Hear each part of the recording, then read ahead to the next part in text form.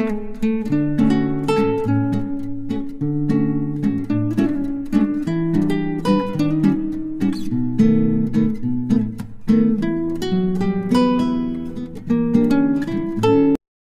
কিচেনে আরেকটি নতুন রেসিপি নিয়ে, যেটার নাম হচ্ছে আলু সবজির পরোটা। তো চলুন দেখি কিভাবে এটা বানানো যায়।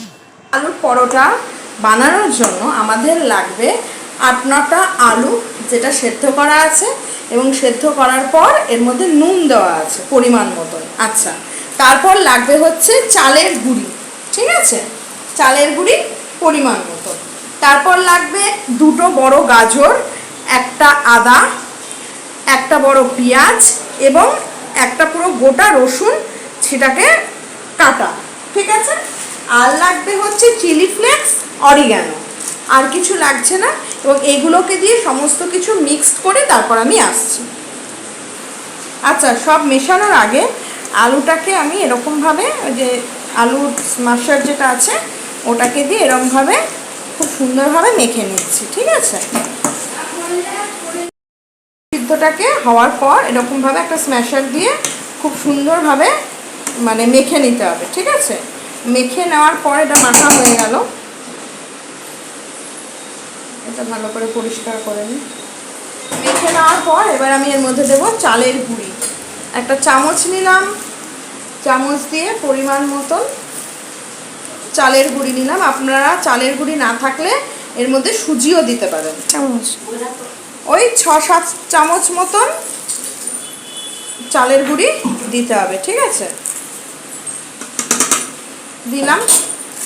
এরপরে আমি এর মধ্যে দিচ্ছি অরিগ্যানো।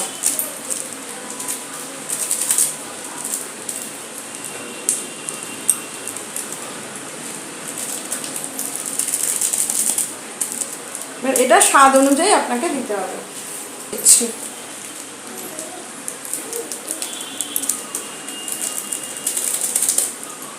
আচ্ছা, তারপরে আমি এর মধ্যে দেব চিলি ফ্লেক্স। চিলি ফ্লেক্সটা আপনার ঝাল মানে স্বাদ অনুযায়ী। আমি যেমন 2 প্যাকেট অরিগানো দিলাম, 2 প্যাকেটই চিলি ফ্লেক্স দেবো, ঠিক আছে। 2 প্যাকেট চিলি ফ্লেক্স দিলাম।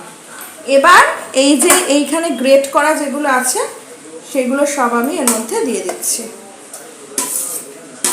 এটা কিন্তু বাচ্চাদেরকে সবজি খাওয়ানোর একটা খুব ভালো পদ্ধতি। আচ্ছা, এবার আমি একটা কথা বলে দিই।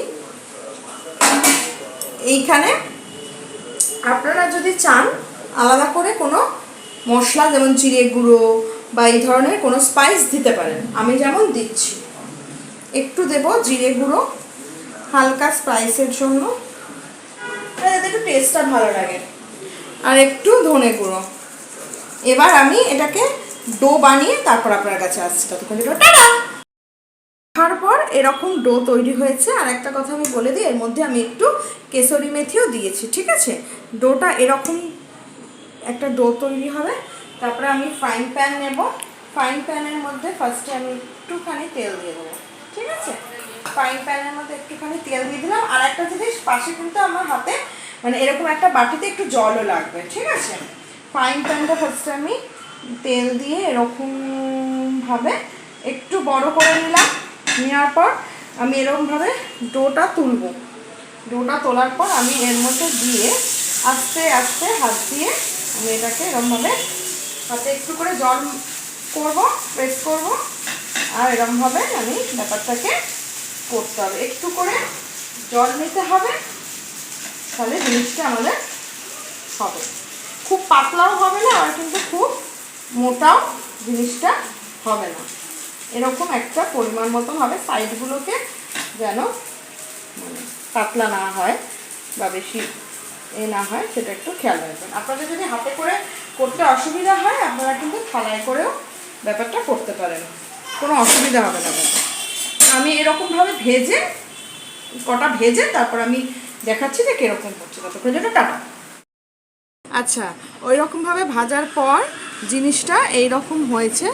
এবার এইটা হচ্ছে আমাদের আজকের নতুন রেসিপি, আলুর সবজির পরোটা। এর মধ্যে চাইলে আপনারা আরও অনেক সবজি দিতে পারেন। তো যদি আপনাদের ভিডিওটা ভালো লেগে থাকে তাহলে শেয়ার করবেন, লাইক করবেন, কমেন্ট করবেন। তো আজকের জন্য টাটা।